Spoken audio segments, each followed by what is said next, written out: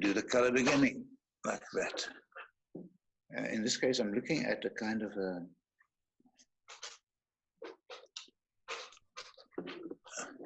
a golden color.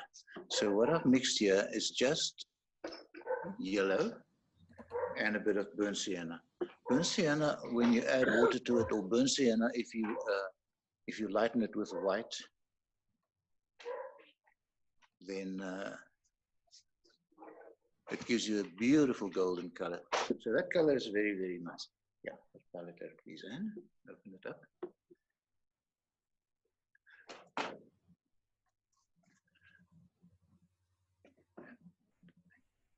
Thank you. That's great. And I need my palette knife, please. And it's also in there. I'll find it easily. Right, so like this. This is the color beginning. This is a stolen technique, stolen from Turner. I don't think Turner would mind. I think he'd be very happy for us to steal that because it's a really, really, really good technique. And a cloth, please, Anne. Sorry, I've got nothing here. Yeah. Thank you, Thray. Thanks so much. Okay, so this is how you do it. And then you can do a little bit of a wipe if you like, or you can leave it. You don't have to wipe it, but you can wipe it like that. Now, this color beginning can then get other color variations into it as well. A tiny bit of blue in here. There.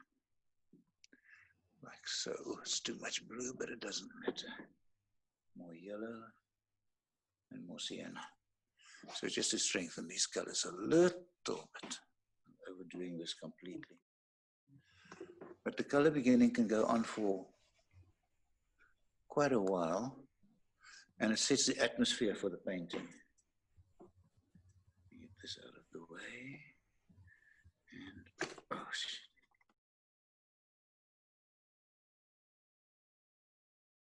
Big problem here. And this out of the way. Now, it not only can use some wiping, it demands a bit of wiping, but there we go. So you can get beautiful things to happen like that. And if you leave it for a while before you wipe, in other words, if you count to, say,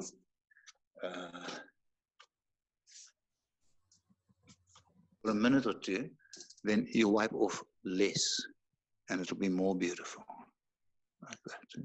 So that's quite a nice beginning. It's quite a nice color beginning. Quite happy with that so far. It's hard to see what's happening there. This would not come off. This one comes off.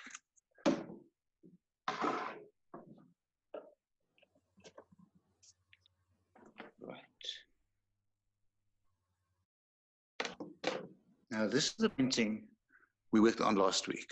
That is a turpentine bottle. What I'm working on now is a companion to this one. This is a bottle with painting medium. So linseed oil, 1/3 linseed oil, and 2/3 genuine turpentine. Lord, this is really such a disaster. Okay. I'll use this little brush. So the next step after you've done a color beginning is called blocking in. That is where you work out what you're going to be drawing. Now the bottle, as I see it right now, is not perfectly vertical. In the canvas, it can be perfectly vertical, probably not wanted perfectly. I have to see it being perfectly vertical. Yeah, and I see it, yeah, sorry, when I look at it like that, it's perfectly vertical, but it comes like that. Okay, so I'm drawing first the vertical line. The first point is where I want the top of the bottle to be. And then I try and draw a vertical line as finely as I'm able to, which is not very fine.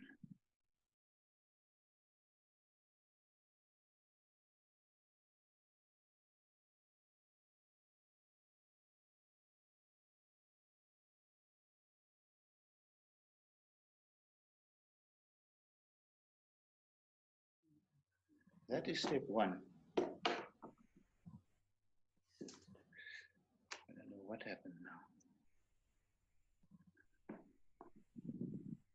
Okay, When I draw this line down as straight as I possibly can, that sets the center of the bottle. Then it is possible to draw with charcoal. And what you need to try and do is to get the blue paint, or whatever color you use, to form a tiny little dollop on the end of the brush. And then you can find the shoulder of the bottle there. And you draw it. This brush, in English we call a rigger. And it gets its name from the rigging of sailing ships. So that looks a bit better. There. But now these two sides aren't exactly equal. That's the problem. So once I get to where this side starts to come down, that point there, then I set up a width there. And this width here and this width here has to be identical. Strangely enough, at the moment, it looks to me as if they could be. But you should really measure them. That's not a bad way of measuring. A piece of paper with pencil lines on it is better. Yeah, that looks good. That's completely blind luck. Okay, now we work our way down. Lines that I put in now, the left shoulder and the right shoulder, I established the scale of the bottle, how big I would like that bottle to be. And I think for the moment, I'd like the bottle to be a little bit bigger than that. Just really no other reason than that the other painting has the bottle a little bit bigger. And if they're going to be companion pieces, it would be nice to have them there. So let me draw the line down. Now there is a slight perspective downwards, but the bottle gets narrower as we draw downwards. Now, depending on how committed you are, you can draw that slight perspective in. But if you get the perspective slightly wrong, nobody's going to be very sympathetic. Because we're looking for symmetry. Yeah. Okay, that's coming on nicely. Now I've got to go back to those shoulders. At the moment, I'm working with umber or sienna. And I'll redraw this line. That's better. This brush that I've got with me at the moment is a rigger brush, but it's not quite as fine as I would like it to be. A rigger brush should give you a needle point, and this one is not doing it at the moment. I'll clean it a little bit, and I try again, then I might get, try some black in here today. Black. So this is all proportion drawing, and it's essential to do this. So today, this is all I really hope to manage, is to get the color beginning and the basic statement of the bottle. Right. This line would close there, but it's not going to close there because it's coming up like that into the neck. And on this side, exactly the same distance away, exactly the same height. It comes like that, then it goes wider. Then it seems to come fractionally narrower. There, I think I've drawn that too narrow. The neck is too narrow, and the mouth is about right. There. That's better now. The paint's coming off nicely. So the neck, it still looks a little bit narrow to me. So I'm going to widen it a fraction there, and widen it a fraction there. Now the question arises, what do we do when we make a mistake? And this paint is just dried a tiny, tiny, tiny bit already. So what I can do now, there where I've drawn that, I can just wash a bit of turpentine over it like that. And it takes that line away. And where this line is wrong, I can do a little bit of turpentine over it. And it just floods it away nicely. Same there. That's still extremely wet, so it's maybe the wrong moment to do that. There. So. Now I need to find out how tall that bottle is, and that's a very difficult thing to adjust. You can, one way of doing it is saying, okay, the width of the bottle fits into the height of the bottle, how many times? So I'd have to do it in real life there. The width of the bottle, rotate, fits into the height of the bottle. Exact height, the same at the width comes to where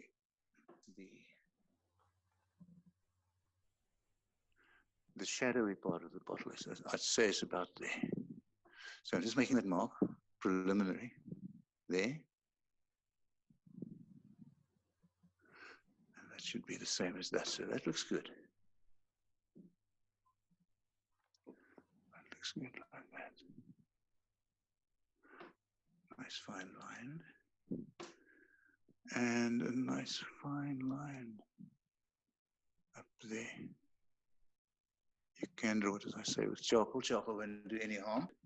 It's just an extra thing. You have to fix it. This must be wider. This neck. If we come up here, up, then it goes.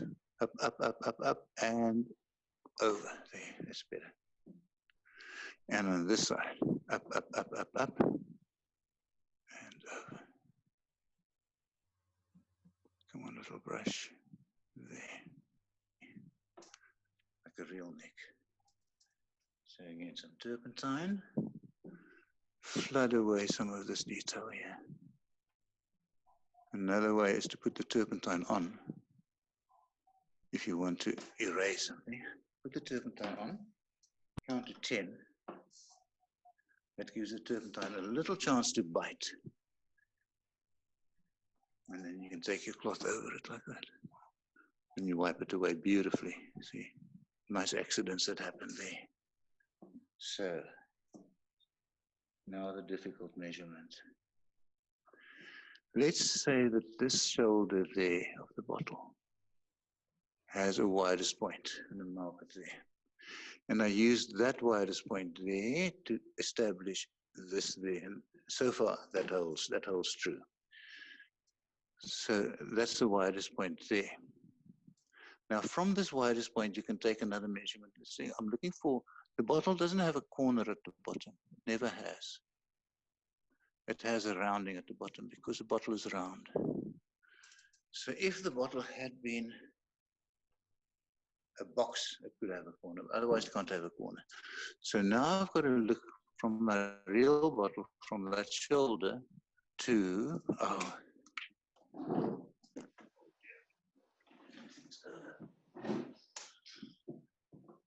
a bit exhausted. I was painting outdoors today with Lou, and I think I got a bit of sunstroke. So suffering a little bit. Okay. There. Now we call that the hip bone, or the hip of the bottle. So I'm looking for, from there where the hip is at its widest, just where it starts to come in, looking for that point. And I want to find that angle on the real bottle, bring it across and find this angle on my painted bottle. On the real bottle, bring it across on my painted bottle. Bring it across there on my painted bottle. So it looks to me like my point should not be where I've got it, but should be there. If you get a measurement which disagrees with what you've got, change and use the measurement. That measure, the measurement, use a measurement. Don't Don't work on your intuition, work on the measurement. God, this is bad.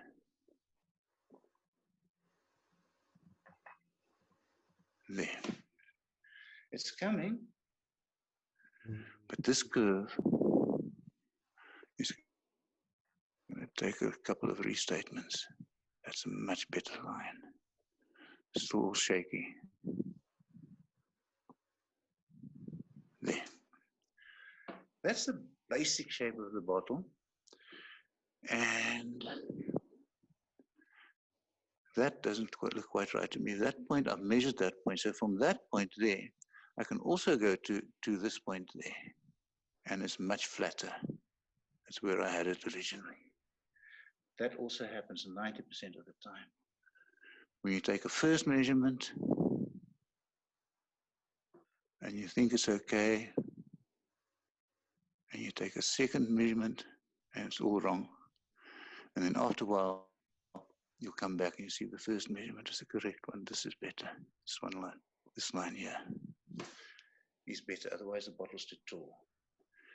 And this shadowy section here would be too big, too wide.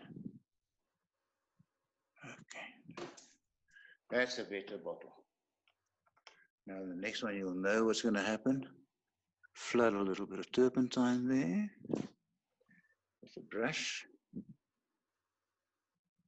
All around there.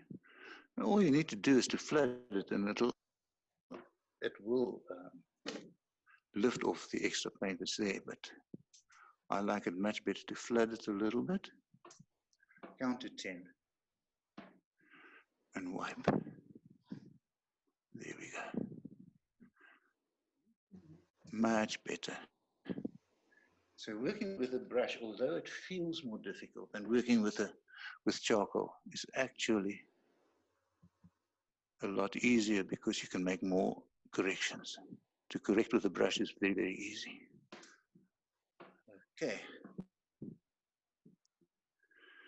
Then I have the top of the linseed oil about there. It's very bad to say about there, but in the end you have to. You have to say about there. About there. That comes up to the edge of the label around there. So you draw them. And then once you draw them, then you measure them.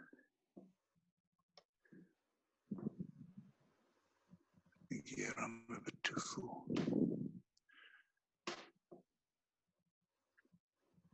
And then where this comes like that, this will form a perfect oval. This meniscus of the oil is in perfect oval.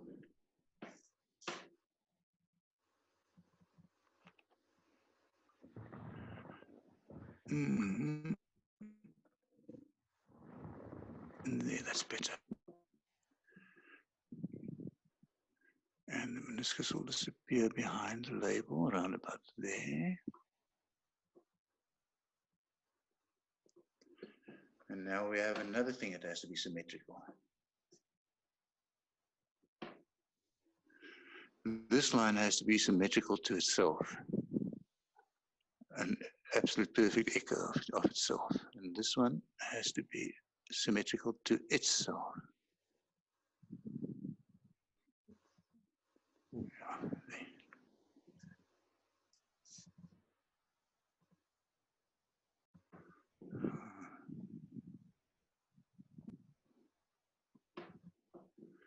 Right, the bottle is nearly there. I haven't got the label yet. The label underneath that meniscus comes down that much into the pale area, but it doesn't meet the dark area there. So it'll go like that. And at the top, here, it comes around from outside and over. Sure. It's very very shaky. You'll always be very shaky when you work with a brush. Don't worry about that. But at the moment, it's extra shaky because I'm drawing from behind a camera which blocks my access to the painting. There, that's better. There. That will also be better. I'll leave that for a second. And then I want to redraw that line there.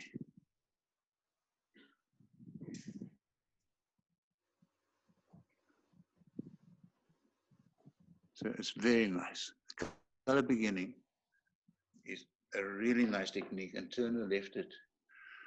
When Turner died, he left all his paintings to the British state on condition that they were exhibited in a certain place next to the paintings of who he considered to be his great rival, Claude Lorraine, who painted the most beautiful sunsets and sunrises. So he was very concerned that his painting should be right next to his rival, so that people could see that Turner was actually better than Lorraine. And yeah, he was much better. But Lorraine had a different kind of beauty, a more classical beauty. And Turner had a more romantic beauty. That's a nice word. Romantic. It's a word that appeals to me enormously. That's why I try to call the work that I'm teaching and the work that I'm doing. There's no real word for it. You can't say we're impressionists. No, we're not. Impressionists work with spots of color. But you can say that we are romantic artists if we are interested in romantic things like love and sensuality and beauty and things like that. Those make it beauty, particularly more than anything else. That's what makes it romantic. That line can be restated and restated and restated. So this line here would go behind where the label is. It would have to go around and come back like that. But we don't see it. Now, important line is the line that comes across the top of the mouth. And it starts with a rounding. Up, come on now. Up, come. Stay around, that's better. Yeah, comes around, but needs to be a bit fuller there and flatter there. It's not so bad. Not so bad is about the worst thing you can say about a painting.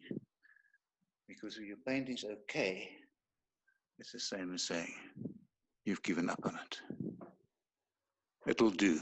It's that kind of thing. It'll do is a really horrible thing. It's okay. So many years ago when I left Observatory and I came to Simonstown,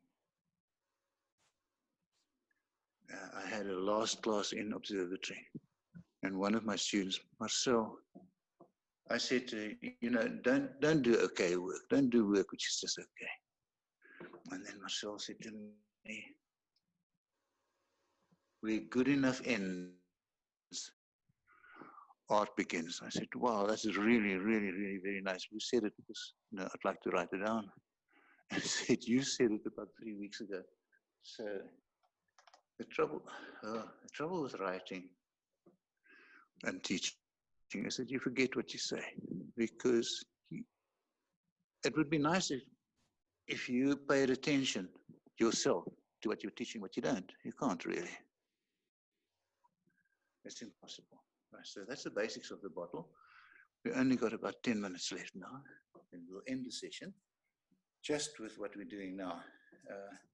I have to now pay attention to the little lid, which sits right here inside of the neck. If you take down from the neck, inside of the neck, it's vertical line, it's there, maybe there.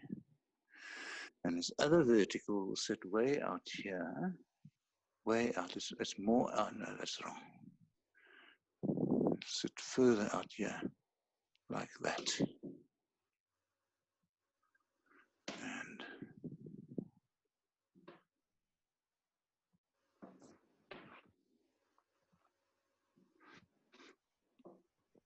then we've got to draw the rounding. The rounding. Remember that anything that's round, circular, will never have a corner at the end of the oval. It'll always have a smooth curve, like that.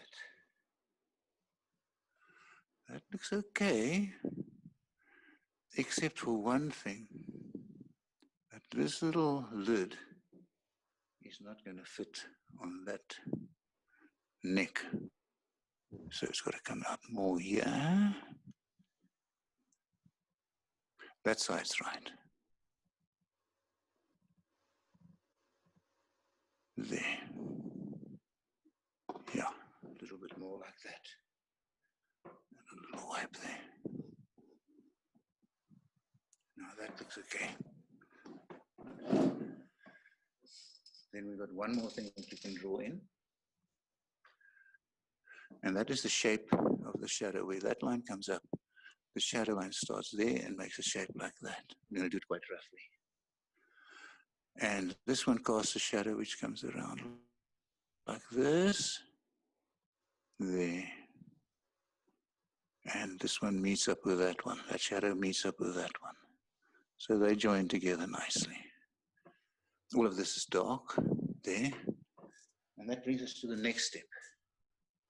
This is called massing in. This is called blocking in. Because we draw lines for where the various things happen.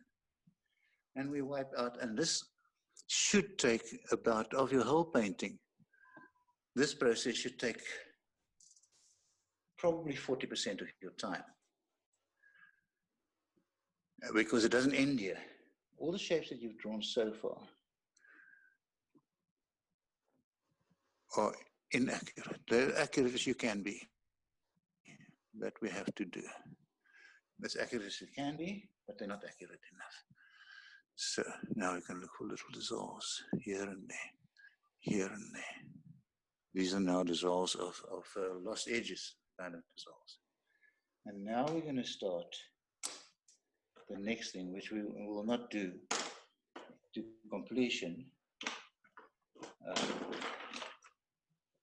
We're going to start scumbling in the darks. And when we want to scumble in the darks, we scumble them flat.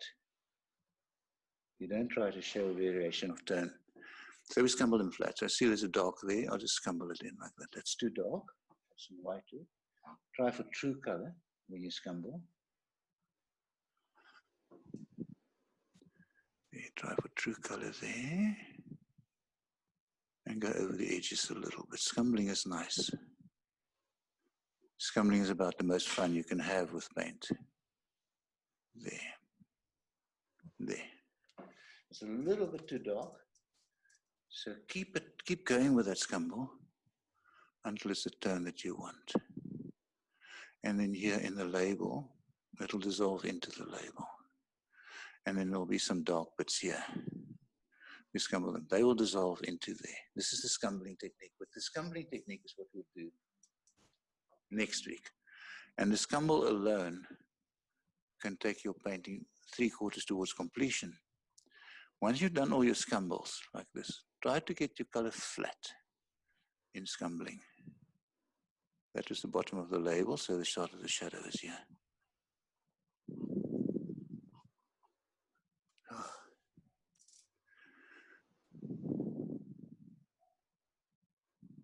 And then here there's some darks there, and a little bit of dark there. That's the scumble.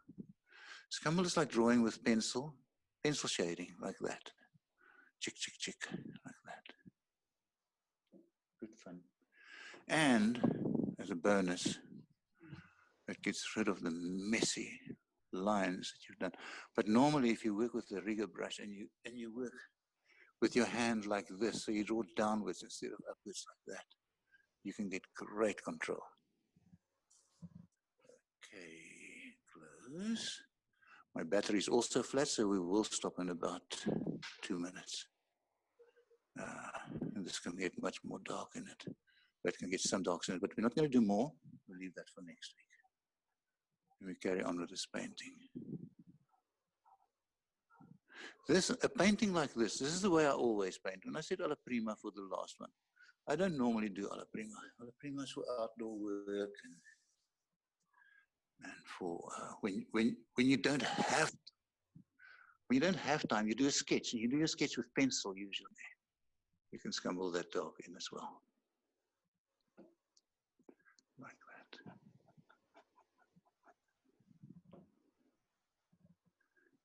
and like that. Okay. Yeah, and that's time to call an end. This lid here will have shadow on the near side, and it'll cast a shadow on the tabletop. We can do that. So we can work a lot on the scumbling. And once the scumbling is done, there is a wonderful way of measuring the correctness of your tonality. I can now find my palette now, and I can show you. But I don't see it yet. I had it. No? Don't know where it is. Huh. No, that's not going to work. But you take a palette knife, you mix your color on in here, and you pull it up on your palette knife, and you hold your palette knife in front of it. You see that my finger at the moment is exactly the same shade as the shadow inside the top of the meniscus there. But when I bring it across here, my finger is very, very, very much lighter than that. So if I go there, see, that's the tonality of the meniscus shadow. Bring it here, this must be light. That's what we're going to do next. Okay, have a lovely week, and thank you for joining me. I'm very grateful to you. Hope you all feel great. Enjoy the beautiful day.